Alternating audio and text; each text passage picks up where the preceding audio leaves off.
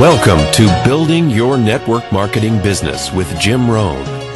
Mr. Rohn has been hailed over the years as one of the most influential thinkers of our time, as well as a major influence to an entire generation of personal development trainers and speakers. Jim was described as a master motivator by Mark Victor Hansen, a national treasure by Vic Conant, one of the most profound thinkers and mind-expanding individuals of our time by Les Brown, and an extraordinary human being and mentor by Anthony Robbins.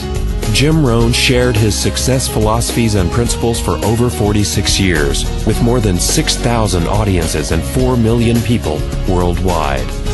He focused on the fundamentals of human behavior that most affect personal and business performance, and authored over 25 books, audio, and DVD programs.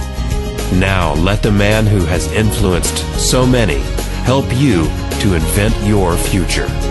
Here's Mr. Jim Rohn. It is so much fun to travel the world, especially for me, farm boy from Idaho. I didn't have many skills when I first awakened to the opportunity that, you could work for pay. I knew how to milk cows, but, that was about it, and it didn't pay very well. But when I was introduced to network marketing, health and nutrition, a marketing system where I could start at the bottom, go to the top, and start part-time, it literally revolutionized and changed my life forever. I've never been the same.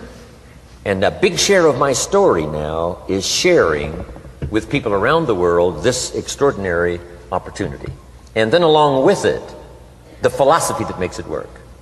Because you can have every technique in the world and the best product in the world, and you can have the finest support system in the world, but unless you have the philosophy that drives you to do the necessary things to make it work, then nothing works.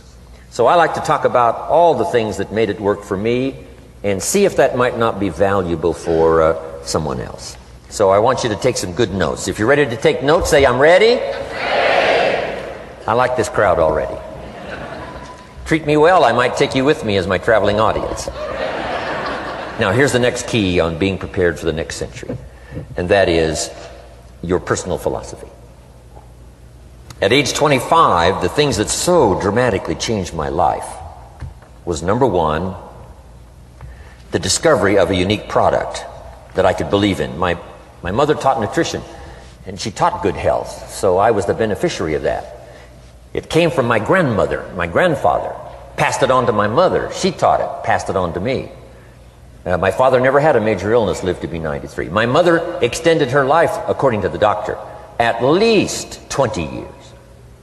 She should have died at least 20 years earlier than she did, simply because she stretched out those years by the study of good nutrition. I was an only child, and Mama studied and, mixed up all that stuff back then. She'd say, hey, me and Papa and her, she said, drink this stuff. If it don't kill us, I think it'll help, and we're gagging down this stuff. And Mama taught all of that, but the payoff was so incredible. I passed it on to my 2 daughters. They've never been ill. They passed it on to their children, my grandchildren. They haven't been ill. I mean, the study of good nutrition, paying attention, and being involved in the industry you're in, it's one of the best. So, that's so important. Your personal philosophy, what you believe in, that's going to carry you into the next century. Let me give you now some of the early philosophies that changed my life forever. I heard one of them in my introduction.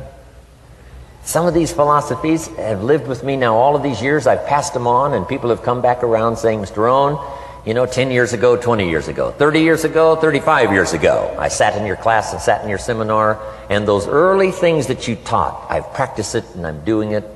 A man not long ago showed me notes he took 23 years ago. And then he had me sign those notes. He said, I've used these notes to develop my life, my personal life, and my business life. And when he took those notes, he said, I was 18 years old. So, it's incredible. I'm so thankful for all these years. But now I want to pass it along to you. Some of the philosophies that changed my life forever. If you're ready, say, I'm ready. Ready. Here's the first one.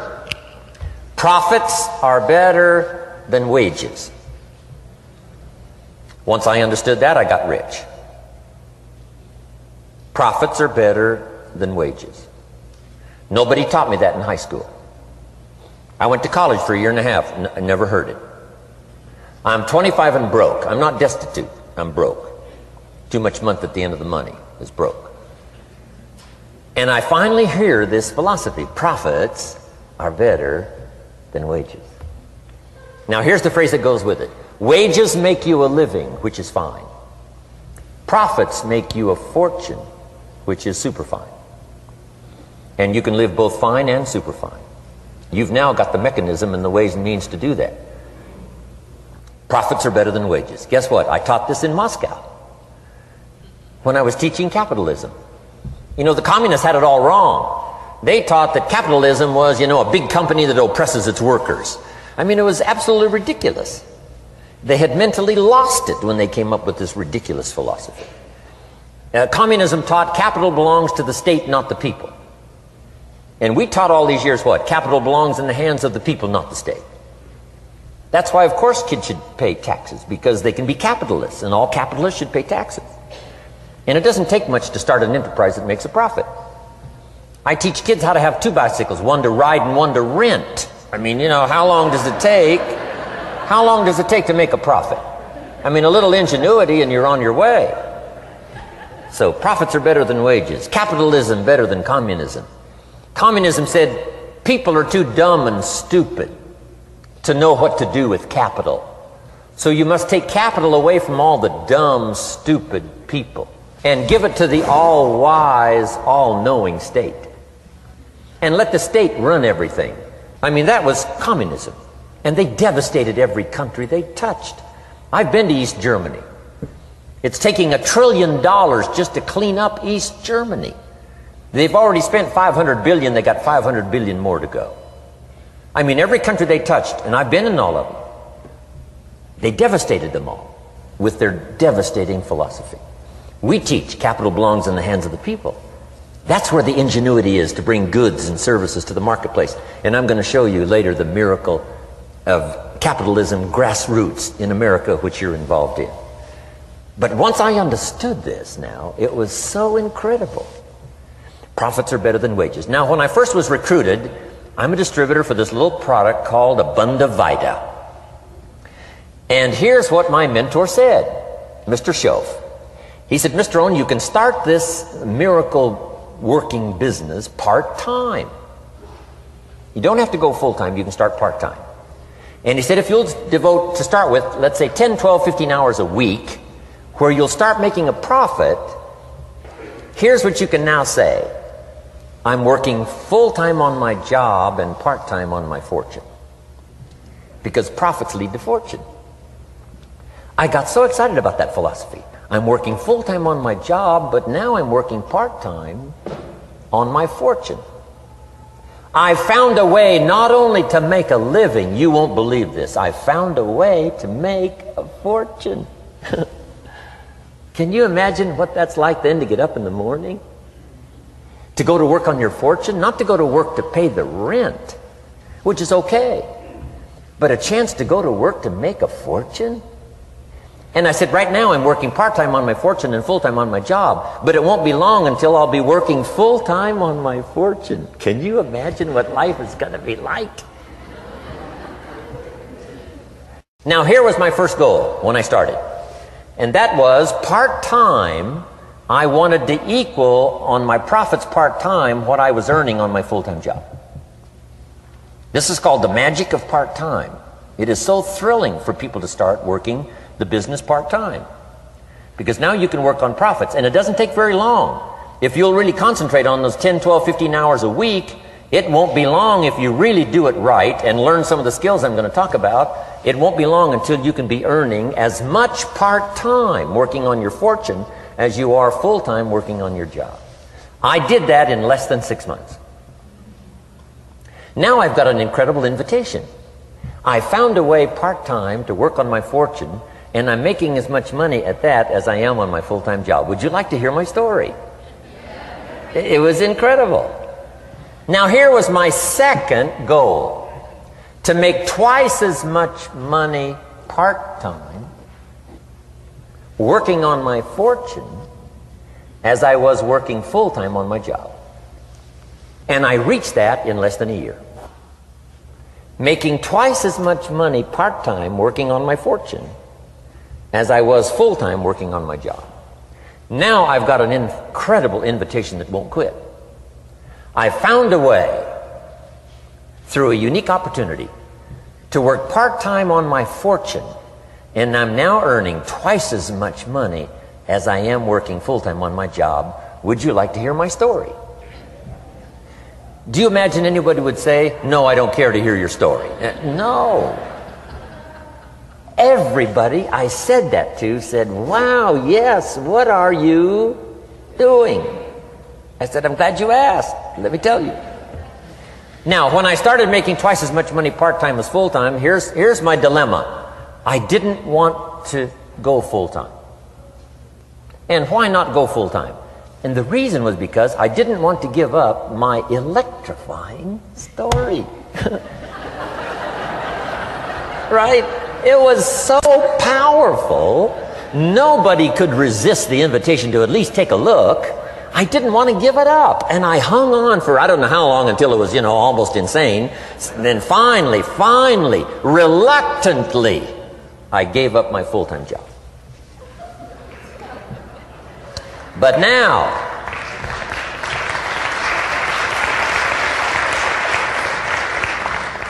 you can imagine the thrill and excitement of going to work full-time on my fortune. It was incredible. But I want you to jot down the magic of part-time.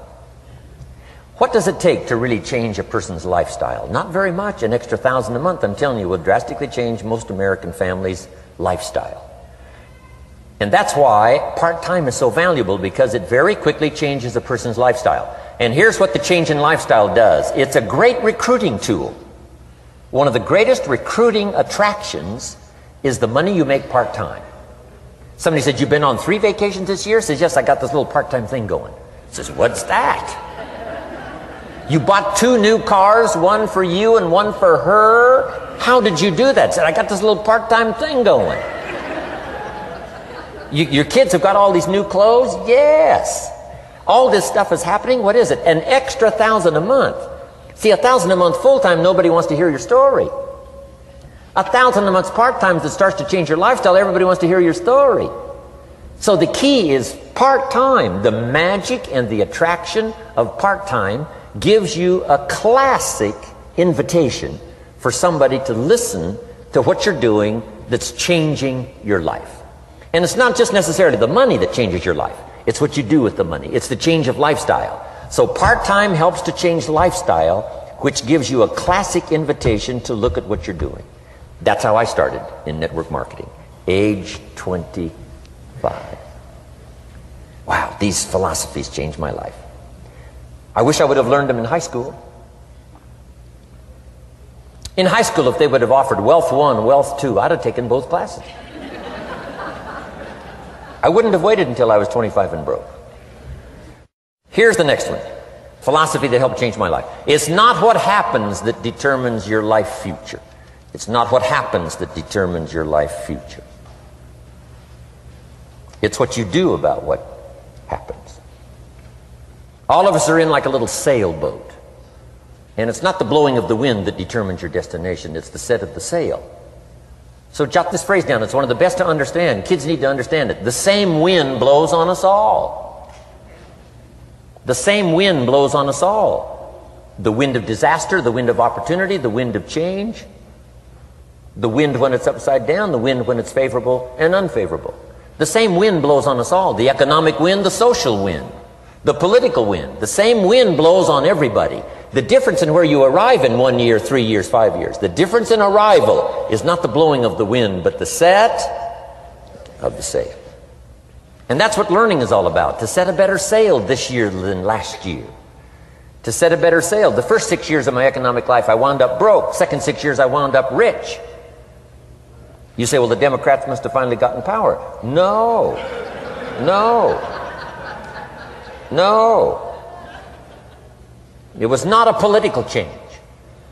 Here's what changed the second 6 years of my economic life. It was my philosophy that changed. The set of the sail of better thinking, correcting the errors of the past and picking up new disciplines for the future. That's all I had to do at the end of the first 6. Correct the errors of the past and then pick up some new disciplines for the future. And my total life changed. The second 6 years was totally different than the first 6 of my working life. And guess who can do that? Anybody. Now, you can keep on the same path for the next couple of years as you have the past 2. But if you wish to, And maybe everything's okay for you and you don't need to. But if you need to make some changes, I'm telling you, you can start doing it today so that the next 2 years will be drastically different than the last 2. And anybody who wishes to do that can. And you can do it between ages 40 and 43. You can do it between ages 13 and 15. You can do it between ages 60 and 62. Any 2 years, any 5 years that you wish to drastically change from the previous 5, you can do it. If you wish to. Now this isn't written. This is not a law. Here's what it's called: opportunity. But if you don't know you can change, if you don't know you can drastically change your income, change your future, change your health, change your marriage, change everything, if you don't know that, some people then go year after year after year after year not making much change simply because they didn't get to the class. They never read the book. They never went to the seminar. They never made the discovery. They didn't seek for the knowledge of how could I make my life better. And if you just rock along, I'm telling you it's okay. Anybody can live any way they choose, but I'm here to tell all of you that if you wish to, it's possible to make the next 3 years totally different than the last 3. And all you have to do is just a few things. So if you got that one now, it's not the blowing of the wind that determines your income. It's not the blowing of the wind that determines your fortune. It's the set of the sail. And that's why we gathered here today. Maybe I've got some ideas that'll help you with a couple of little things about setting the sail of your thinking that might drastically give you multiplied more benefit the next 3 years than you've gotten in the last 3. So it's not what happens. What happens to everybody. Chevron years ago brought me in to talk to management. They said, Mr. Rohn, you travel around the world and you're fairly knowledgeable. What do you think the next 10 years are going to be like? I said, gentlemen, I can tell you I do know the right people. So they all leaned forward and listened carefully. And I said, gentlemen, the next 10 years are going to be about like the last 10.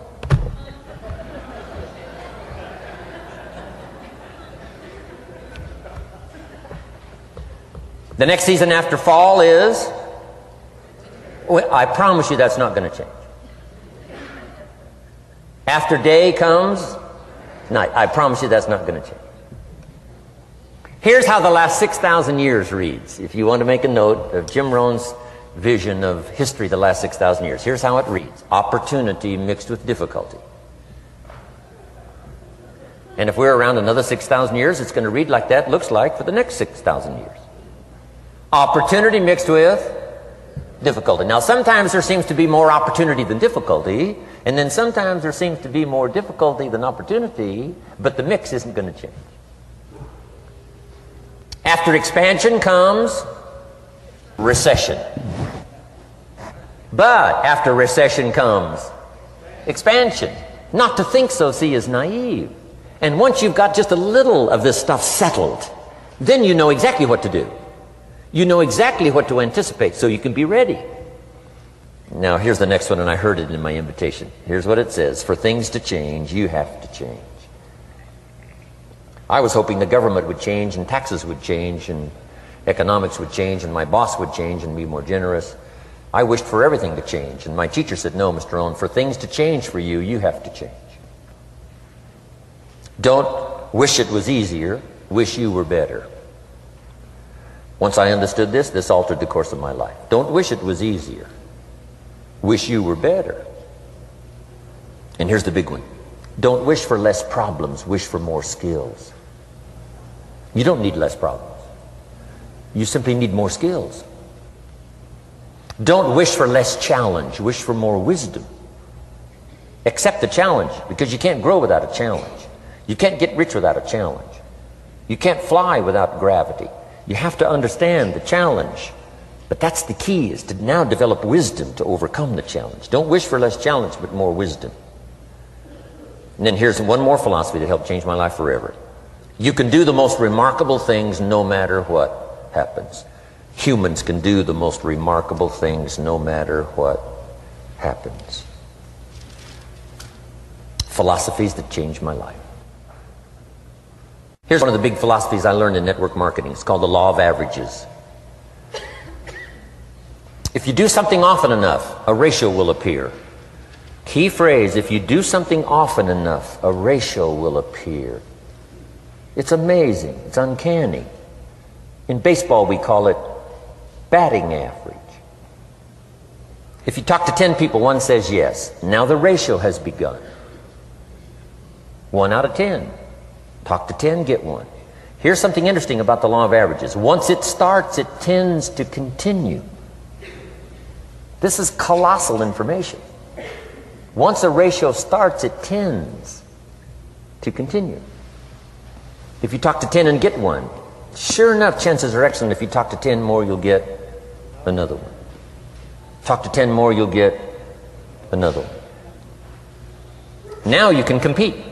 If you can only get 1 out of 10, you can compete, even with somebody that can get 9 out of 10.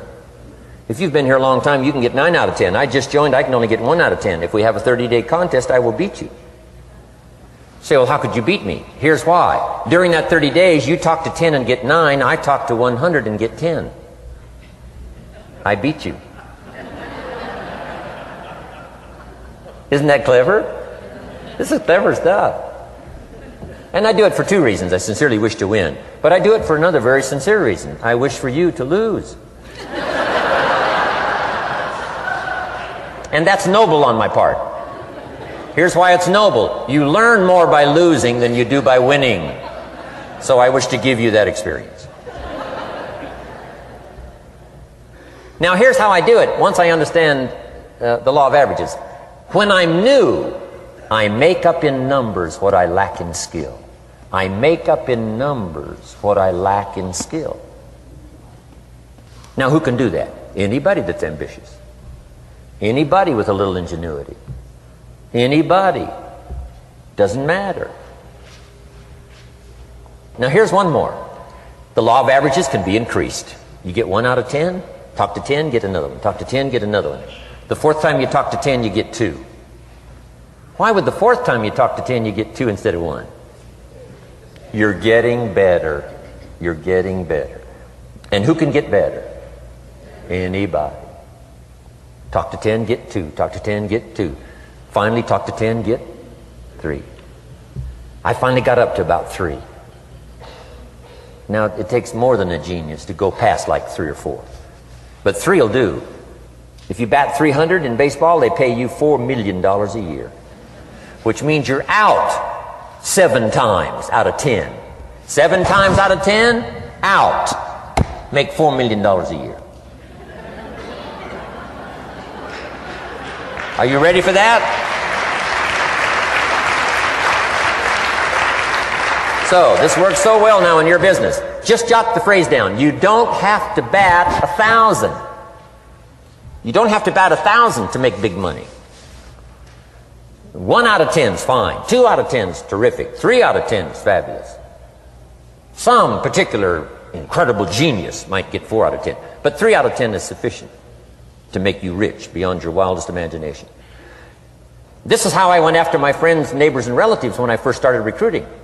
I said, look, I've got a new business and I'm getting about 3 out of 10 to join. And I don't mind you, just come to the meeting and be one of the 7.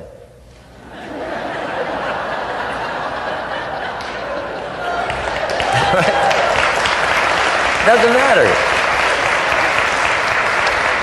Right? You're my friend, you'll do me a favor. And so it's not important to me that you like it. It's not important to me that you join. It's certainly not important to me that you buy. It's just important to me that you listen. One of the reasons, though, I want you to hear the story is because a year from now, if I'm doing well, I don't want you to say, how come you never picked up the phone a year ago? I never got a letter, never got a call. You call me a friend? You're making all this money, you never picked up the phone. So I don't want that to happen. So for 2 reasons, I want you to see what I'm doing. So that a year from now, if I'm doing well, I can say, you know, I gave you the opportunity. But also, just as a favor, come and be one of the 7. It doesn't matter to me if you buy or join. But I need 10 to get 3.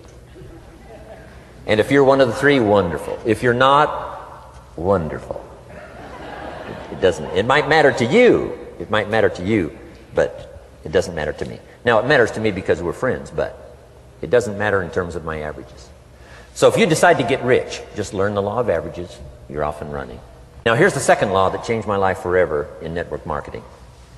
I learned the law of sowing and reaping. And in the law of sowing and reaping is also the story of the law of averages. Jot this down. The story of the sower comes from the Bible. I'm an amateur on the Bible, but this is such a useful story. Here's what the story says. And take the notes, because the drama's in the details. The sower was ambitious. Evidently he was ambitious. When you read the whole story, you'll conclude, yes, this was an ambitious sower. Here was number 2. He had excellent seed. The sower who sowed the seed had excellent seed. And the excellent seed can be an excellent opportunity, an excellent product, an excellent story. So we've got an ambitious sower with excellent seed. But now here's the rest of the details of the story. For your information, for the drama of your life, so you can understand things better. Learning some of this is how I got rich by age 31. Okay. Number 1, it says the sower goes out to sow the seed, but the first part of the seed falls by the wayside and the birds get it. So jot this down. The birds are going to get some of the seed. The birds are going to get some of the seed. Now you say, well, Mr. Rohn, what does that mean? Well, I invite John to come to a meeting. He said he'd be there Tuesday night. Tuesday night I show up, John isn't there. I say, John, I wonder why John didn't make it. Now I know the answer. The birds. The birds. John had this great idea of coming to the meeting to look at an opportunity, and somebody stole it and said, you're not going to go see network marketing. And he says, well, maybe not. So have you jotted that down now? The birds are going to get some. Now when the birds get some, you've got 2 options. Number 1 is to chase birds. And say, well, let me get a hold of the person that talked him out of coming to the meeting. I'll tear him a new page. But I wouldn't do this. Here's what happens if you go chasing birds. You leave the field. If you go chasing birds now, you leave the field, which is going to distract from your future, not add. So you can't chase birds and try to straighten this stuff out. Here's what it is. It's just one of those things. And here's the best comment when things are a little disappointing. Isn't that interesting? You just have to say, I thought sure he would be there. He promised me. He promised me. But I know it was the birds. And you just have to say, isn't that interesting? Now, here's the rest of the story. It says, the sower kept on sowing. See, that was the secret to his success. He kept on sowing.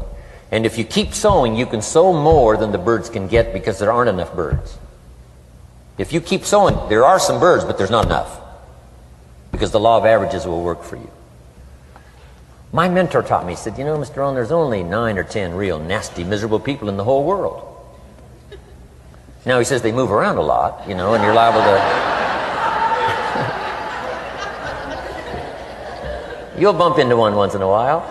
But when you bump into one, you say, there's only 9 more like you. I can handle that in the whole world. Okay. Now, here's what else it says. The sower now keeps sowing the seed. Now the seed falls, the story says, on rocky ground where the soil is shallow. And the rocky ground where the soil is shallow is not of your making. Because you had excellent seed and you were an ambitious sower. So the rocky ground where the soil is shallow is not of your making. But here's what it says what happened. This time, the little seed that falls in the ground starts to grow. And the little plant starts to grow. But the first hot day, it withers and dies. It dies. Not an easy thing to watch. I finally get John started. Sure enough, 3 or 4 days later, somebody says, boo! And he goes...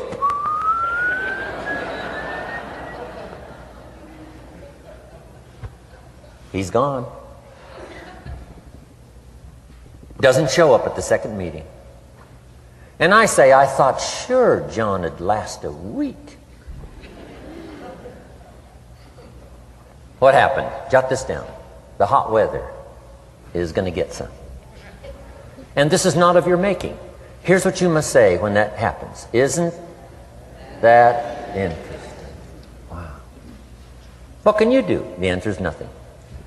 You say, well, I'm going to try to change this. I wouldn't take that class. You know, the sun comes up in the east. Somebody says, why is that? I wouldn't spend much time on that. Just let that happen. Don't go for this why stuff. I'm giving you the answers here. The answers is in the structure, and the consequences and in the deal. The answer is in the deal. Anything beyond that is not worth study. You say, well, how come some just last a little while? I wouldn't sign up for that class. Here's the answer. Some don't stay. You just have to jot that down. And when some leaves, you say, that's one of those that don't stay. Now you know what category to put them in. And you can't solve this now. You can't, it's like rearranging the seasons. You can't fool with that. All you can do is cooperate with the way things are set up. I didn't set it up. You say, well, it shouldn't be this way. Well, when you get your own planet, you can rearrange this whole deal. But on this planet, you're a guest. You got to take it as it comes. Now, here was the secret to the ambitious sower with good seed. It said he kept on sowing. Now, here's what he had to do to keep on sowing. He had to discipline his disappointment. This is a key phrase now to use the rest of your life. You must learn to discipline your disappointment, because you didn't set up the setup, and some are not going to stay, and that is not of your making. Now, if you made gross errors and you ran them off, see, that'd be different. Now, you're responsible for that. But if it's in the normal course of things, this is the way things are. Now, here's what it says. The sower keeps on sowing. Now it says the seed falls on thorny ground. And somebody says, well, how much of this do you have to go through? Well, hang on. It's not the end of the story now. Now the little seed falls on thorny ground. And now the little plant starts to grow again. But as the little plant starts to grow, the thorns choke it to death. And it dies. So jot this down. The thorns are going to get some. And that's not of your making. And what are these thorns? The story even called these little thorns, little cares, little distractions, little somethings. Who knows what all they are? I say, John, we had a meeting last night, you weren't here. John says, well, I can't make every meeting. I say, why not? You're part-time. He said, well, the screen door came off the hinges. And you just can't let your house fall apart. You got to take some time and fix things up. And I can hear the thorns going,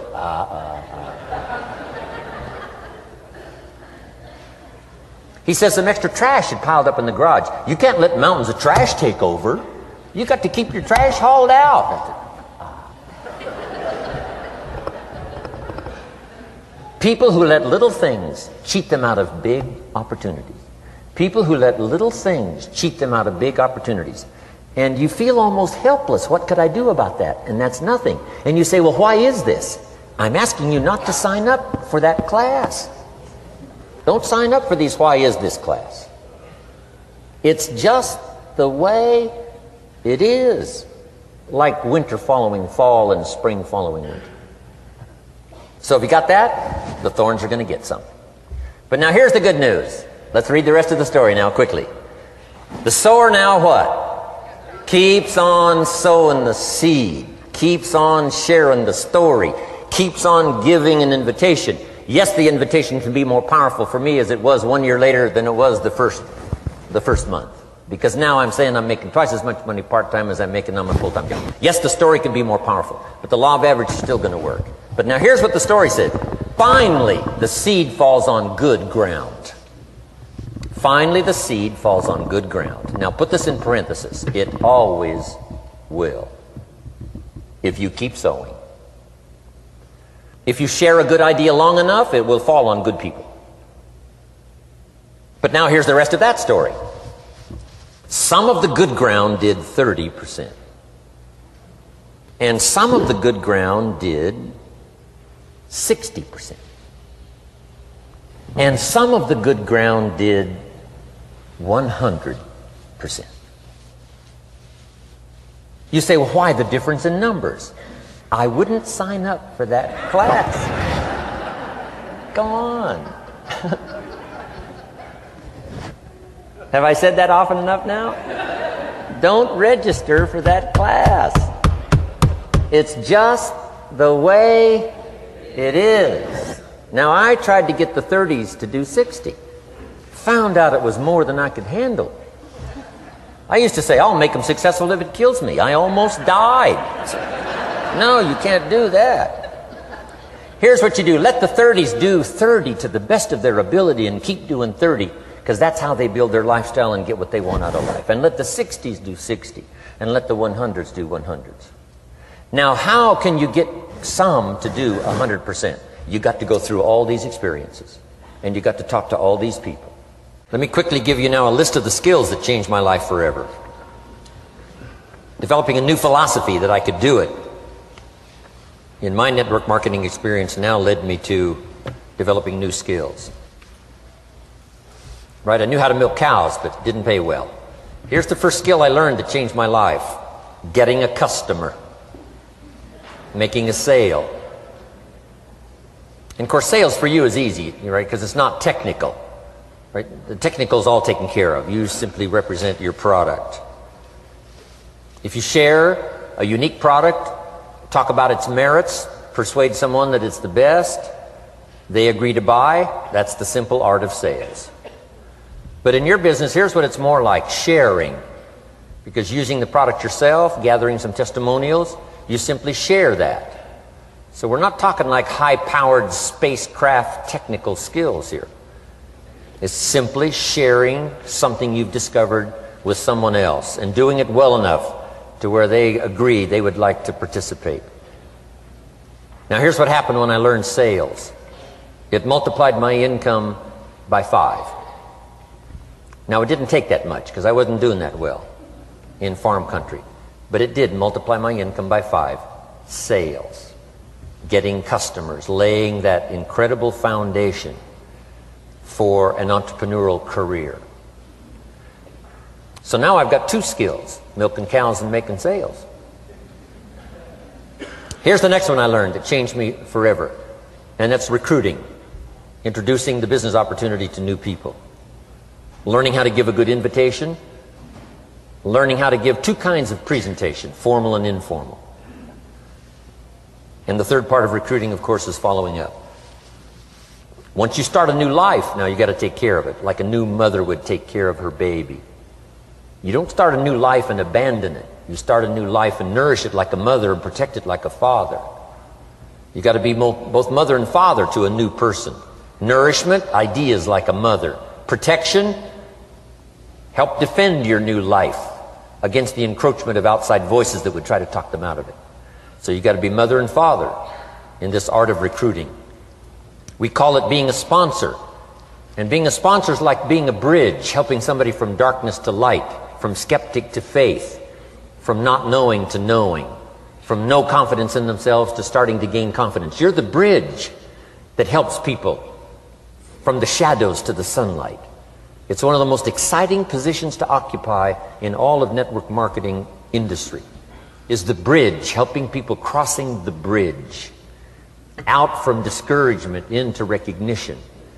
Being this bridge, that's what the recruiting magic is all about. You've got the answers. They've been looking for the answers. You've got the answers. And you help them cross this bridge. You see something in them before they can see it in themselves.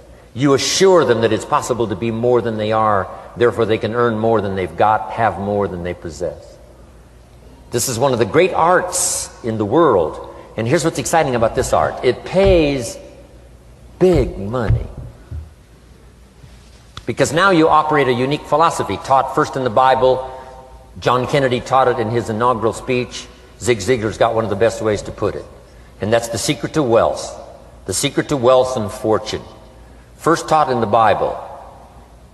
Because the question was asked, how can we achieve greatness, great wealth, great power, great influence, great recognition, great self-esteem? How can we achieve greatness? The master teacher was asked. And here was his formula for achieving personal greatness. He said, find a way to serve the many. For service to many leads to greatness. For those that are interested. Some people aren't interested, but for those that are, service to many leads to greatness. Someone says, well, best I can do is just take care of myself, which is okay, but it doesn't lead to greatness. Somebody says, I got enough bills of my own, I can't worry about someone else's bills. That's okay, but it doesn't lead to greatness. Greatness is helping people pay their bills, you forget about yours. Because if you help enough people pay theirs, yours disappear. Help people with problems, your problems disappear. The key to greatness, the master teacher taught, is finding a way. Now, a lot of people would like to serve many people, but they don't have a way. And what's exciting about you and your business is you've now got the way. Whether you use it or not, it's up to you. Whether you cash it in or not is up to you. Whether you make a fortune or just a little, that's all up to you. Each person's ambition. It's called the same marketing. The same product. The products are the same for everybody here. The marketing system is the same. The difference is each person's philosophy and each person's individual ambition.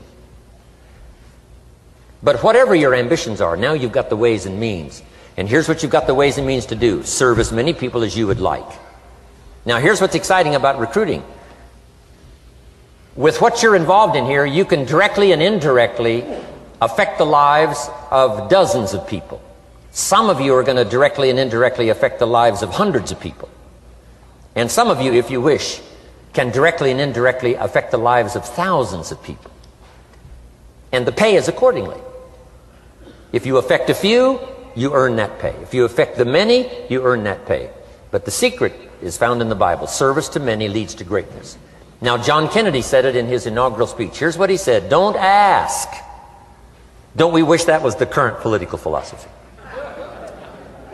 Where is John Kennedy and his philosophy? John Kennedy said, don't ask. That's important if you understand philosophy. He said, don't ask what the people can do for you. Don't ask what the country can do for you. Don't ask what the government can do for you. That's not how you get rich. That's not how you have high self-esteem. That's not how you get trophies to put on the mantle above the fireplace, asking what the people can do for you. Don't ask, he said, what the people can do for you, but ask, what could I do for my country? And the country means the people. What could I do for the people? I want trophies. I want recognition. I want high self-esteem. I would even like a chance to make a fortune. John Kennedy says it's easy. Don't ask what the people can do for you, but ask, what could I do for the people? Could I directly and indirectly serve many in my country? And now that you are participating in this program, the answer is yes. Now, Zig probably said it best. Zig's got some great stuff. Zig and I have been good friends for a lot of years. Zig says money isn't everything, but it ranks right up there with oxygen. Zig, you're right. Zig says, my dentist told me, Zig, only floss the teeth you want to keep. You know, forget the rest. But here, Zig is famous for this now. This is one of Zig's philosophies, and it goes right along with the other two, the Bible and John Kennedy. Here's what Zig says: if you help enough people get what they want, you can have everything you want. If you help enough people get what they want, you can have everything you want. Now, wanting everything you want, we call that self-interest. But it's okay to have self-interest if you do it in a positive way. By helping enough people get what they want, you can have everything you want. Now, you can accomplish all that by learning this next skill called recruiting. And I learned it, and it made me fortunes. So now I've got 3 skills: milking cows, making sales, and recruiting. Here's the next skill I learned that paid big money: organizing. Once you got a few, get them to work together, see, and that's magic. Getting people to work together is magic. Now, yes, it's challenging, like having some, several members of your family, getting them to work together is challenging, but it's magic. Getting husband and wife to work together is challenging, but it's magic when it happens. But everything magic is challenging. Just got to jot that down. Everything magic is challenging. But once you figure out the challenge and go for it, then the magic occurs. Let me tell you how magical people working together is. Let me quote the Bible again. It says, if 2 or 3 agree on a common purpose, nothing is impossible. Just try that on for your mental size. If 2 or 3 agree on a common purpose, nothing's impossible. Everybody's looking for a challenge.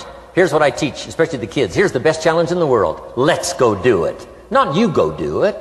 Let's go do it. If 2 or 3 of us decide on a common purpose to do it, nothing's impossible. Incredible. Working together, organizing. Now, when everybody's an independent, now it's a little more challenging. Like having kids, they've each got their own opinions. They've each got their own ambitions and desires. It's challenging. You've got a variety. But that's what makes life the variety. And it is, in your business, it is challenging, getting people to work together. It's like herding cats. You know, sheep are easy, but you got to try cats, herding cats. But if you can possibly get it done, the power is so immense when you get people to work together. Here's one of the powers of working together: shared testimonials. If I've got somebody new and you're there and I'm there, I give them my testimonial, you give your testimonial. Maybe what tips the scales in getting me a new person is not my testimonial, but my partner's testimonial. Somebody I'm working with, their testimonial got them. Shared testimonials are so powerful. That's why working together is okay, is powerful. Now, working by yourself is okay. All this stuff is okay. Everybody needs to know, though, where are the advantages? And these are some of the advantages. I learned to organize, paid big money. Here's what I next learned to do: promote. Promotion now pays staggering money. Now, the company comes up with what we call major promotions. Here's what you've got to come up with: the smaller promotions. The company comes up with major recognition. You've got to come up with small recognition for your people around you.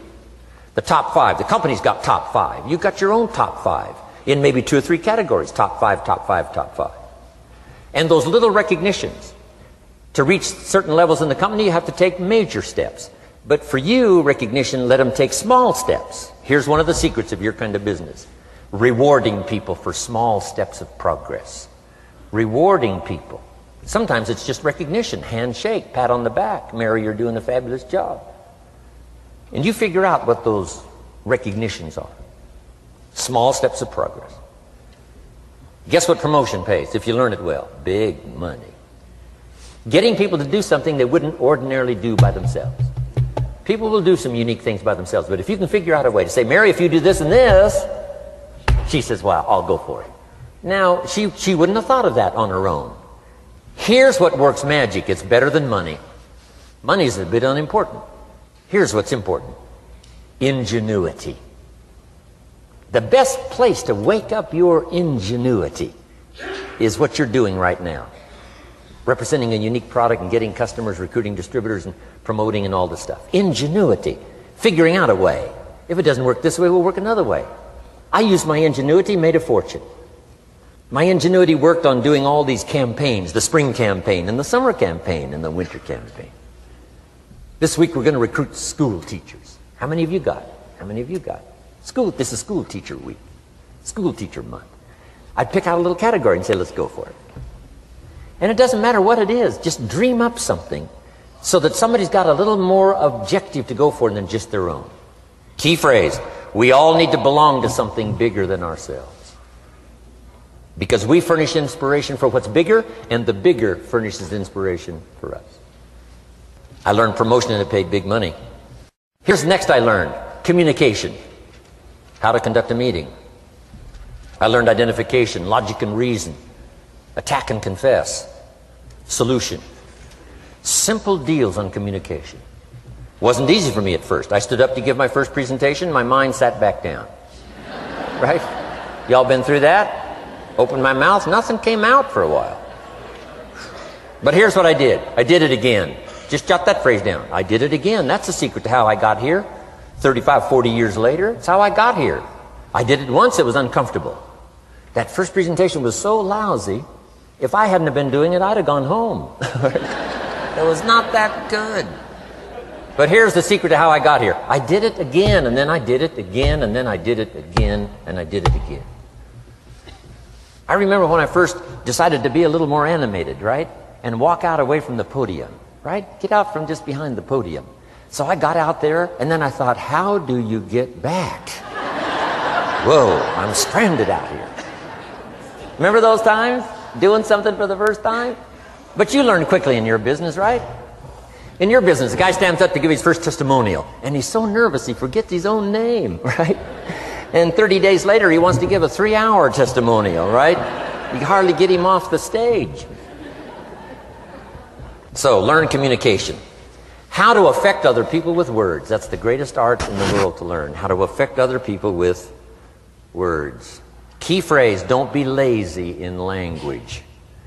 If you learn to use the gift of your own language wisely, it can make you a fortune and build an incredible life. Here's 3 other things I learned. One is to train. Training people how the business works. And then I've used another word called teach. Train and teach. And only to say this, training people how the business works, teaching is how life works. Because here's what all of us need for the 21st century. Business skills and life skills. The life skills are leadership skills. The life skills are learning how to set goals. Now here's the ultimate skill to learn that can transform your life and the life of whoever will listen. The ability to inspire. Inspire means help people to look up a little higher than where they are and wish they could get there, and inspire them that it's possible. Here's how we inspire, by our own testimonial. If I can do it, you can do it. Here's how else we inspire, by others' testimonial. If they can do it, Mary, you can do it. Getting people to see themselves better than they are. Getting people to see themselves richer than they are. Getting people to see themselves more capable next year than they are this year. Getting to see themselves in the future. To help both your kids and your people, here's what you must learn to do. Number 1, help people to see themselves as they are. If people have made mistakes, they got to know it. You can't go on making mistakes and hope to achieve. Mistakes have to be corrected. And you've got to do it with your children. Help them to see themselves as they are. If they've messed up, here's what you've got to say. You've messed up. But here's what's important as a parent. Don't leave them in the mess. Some parents, tell their kids they've messed up and then they leave them in the mess. They don't paint a better picture. Here's what you could become with just a couple of more changes. Rather than this, here's what you could be. So we must help our children see themselves as they are, but here's the greatest gift. To help our children see themselves better than they are. To transport them not only past to see their mistakes, but transport them to the future to see their opportunity. To see the person they can become.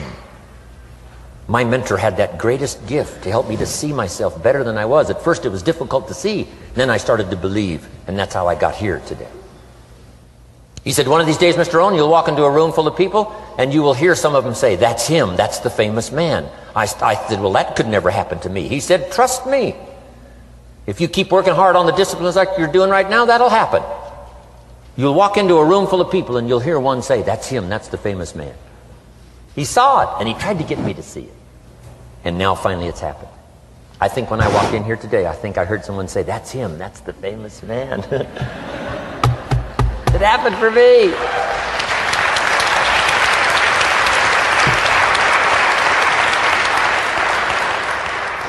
And if it can happen for me, it can happen for you. Just master these skills to inspire. Here's what else I learned, the skills of building an organization. Learn to work with the people who deserve it, not the people who need it. You must be like life itself. Respond to deserve, not to need. It doesn't say if you need, you will have a harvest.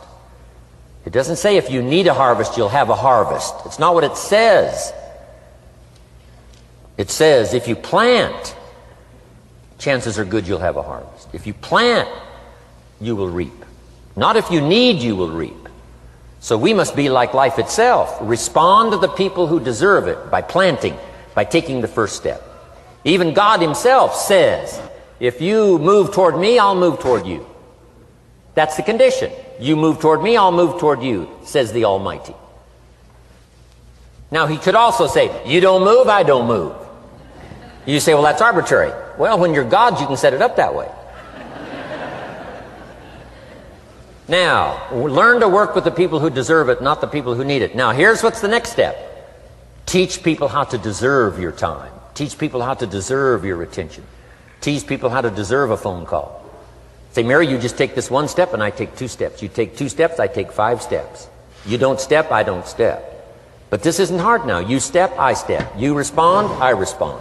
You try, I try. You make a call, I back you up. Right?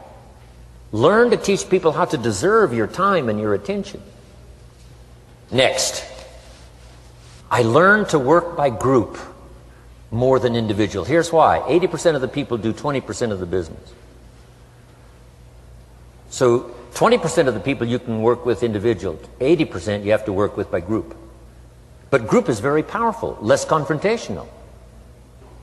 Then here's what's important for all of you to learn as a sponsor, helping other people. You can help 1,000, but you can't carry 3 on your back. You can help 1,000, but you can't carry 3 on your back. And I'm sure all of you have already gotten that experience, even though you've been here a short time. Some people will try to get on your back. That's where we got that expression, get off. That's where we got that. A guy discovered somebody on his back and said, what? I can't carry you, get. Now, if you're like some I see here, 6'4" and you weigh 300 pounds, you might carry one, and if you were really big enough, Kareem Abdul-Jabbar or something, you might carry 2, but you can't carry 3. When babies are born, they were not designed just to be carried. Babies were not born to be carried all their life. Someday you got to try your legs. Someday you got to try your wings. Someday you got to try.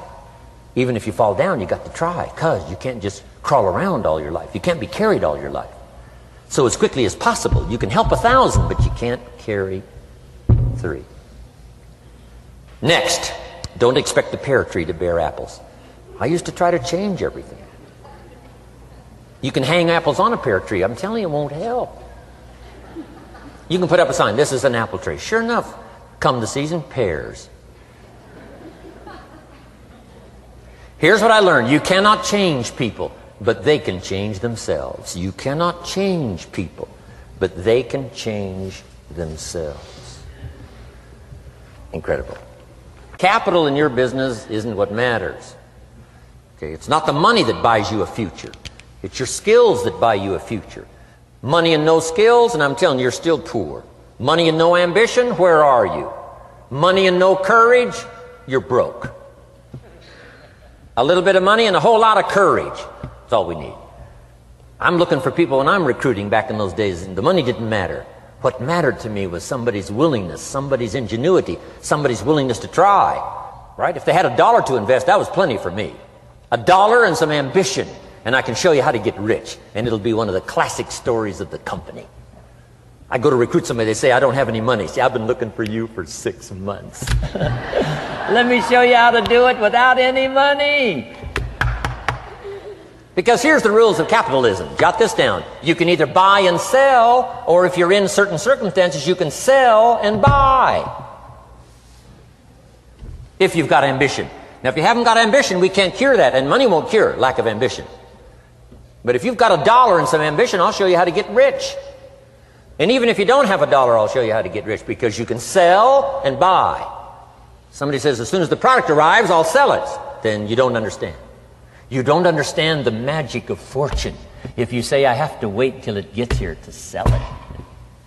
And you probably don't understand the value of your own story. Once I understood that, I knew I was going to be wealthy. That's why right in the beginning I started giving big tips. I knew I was going to be wealthy. Say, wow, this guy tips like a rich man. Say, that's right, he tips like a rich man. Even in the beginning, I tipped like a rich man, because I knew I was going to be rich. Wow.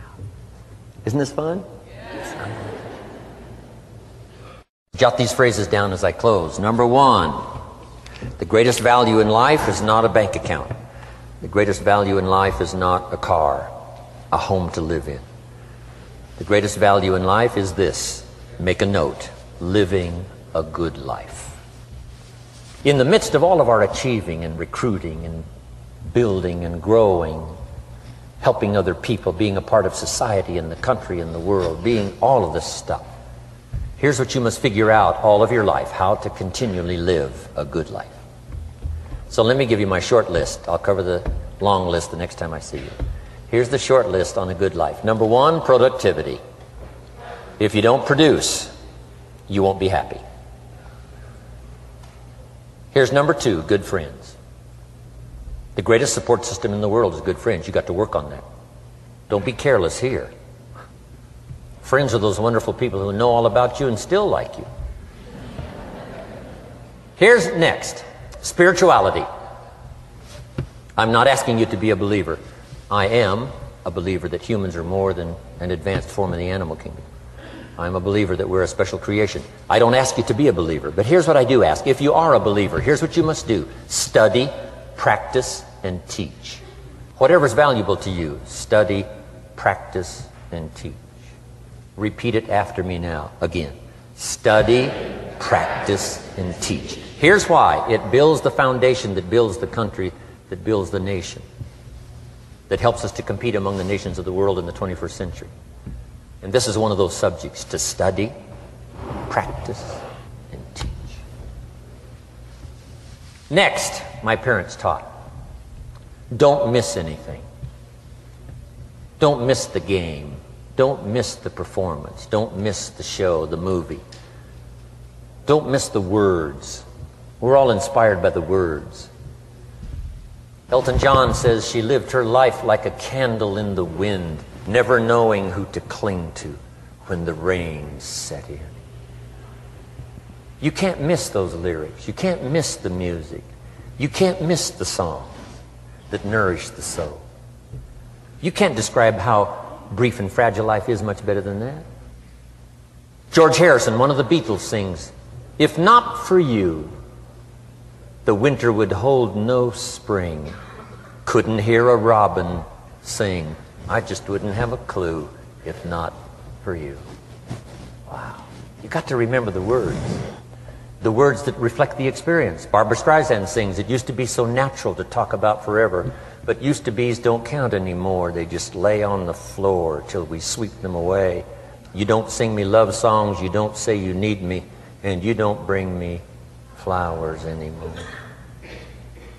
Illustrative of all of our experiences. Winston Churchill said, "The truth is incontrovertible. Malice may attack it and ignorance may deride it, but in the end, there it is." You got to use that. Feast on someone else's comments. Because, see, you could stay up all night and not think of that.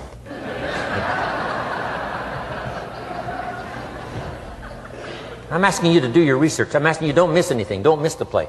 When my father was 93, just before he died, if you would have called him at 10:30, 11 o'clock at night, he wouldn't be home. He's at the rodeo. And he's watching the kids play softball. He's at church. He's watching the concert somewhere. Every night. My parents taught me that. Don't miss anything. Even the little small things, don't miss. The big things, don't miss. Don't miss, don't miss. It's part of living a good life. Here's why. Jot this phrase down. It'll serve you well forever. If you live well, you will earn well. If you live well, it'll show up in the texture of your voice. If you live well, it'll show up in your face. If you live well, it'll show up in the magnetism of your personality. If you live well. So don't miss the nourishment of all the things around you that could help you live a good life. Next is the inner circle. Take care of them, they'll take care of you. Inspire them, they will inspire you. Nothing more valuable than the inner circle. That's where the power to conquer the world comes from, the inner circle.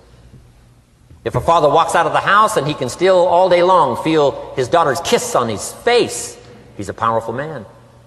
That nourishment of the inner circle is so incredible. If a husband walks out of the house and all day long he feels the imprint of his wife's arms around his body, he's invincible. Who can touch him? One person caring for another, the old prophet said, is the greatest of virtues. There's many virtues and values, but the greatest is love, one person caring for another. Better to live in a tent on the beach with someone you love than to live in a mansion by yourself.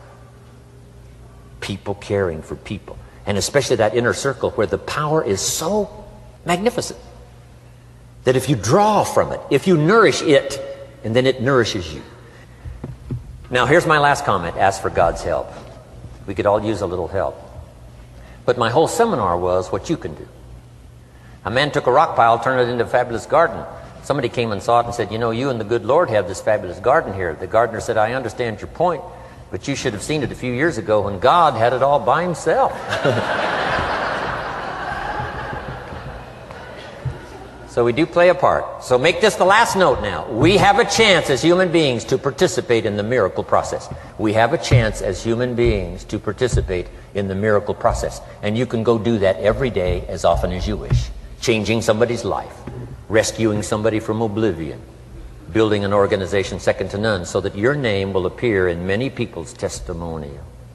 And that's why I came today. so that by chance, I don't need the money.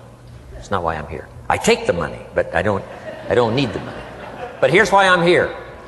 By chance, perhaps, if I've come along at the right time, I don't know what time this is for you, but if I've come along at the right time, just maybe, a week from now, a month from now, a year from now, 5 years from now, you might say, Jim Rohn came by and gave us a little piece of information. That started me down the road. Here's what's happened to me. And my name might appear in your testimonial. Now, here's the drama as we finish. How many of you have my name in your notes? Here's the part of the drama then. I go with you. When we all leave here and the lights are out and the place is dark, I go with you because you've taken my notes and hopefully some of the spirit, some of the stuff I had besides just the notes. So I go with all of you. But here's the big drama. All of you go with me.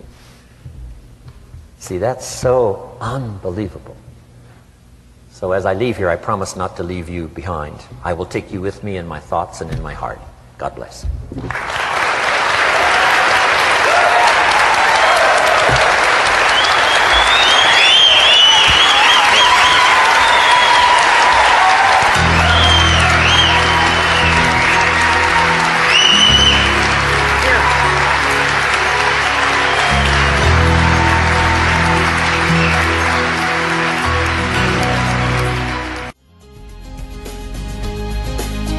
Thank you for listening to Building Your Network Marketing Business with Jim Rohn. To receive more information about Jim Rohn or his products, please visit his website at www.jimrohn.com. Thanks again for listening, and make it your best year ever. Here's to your success.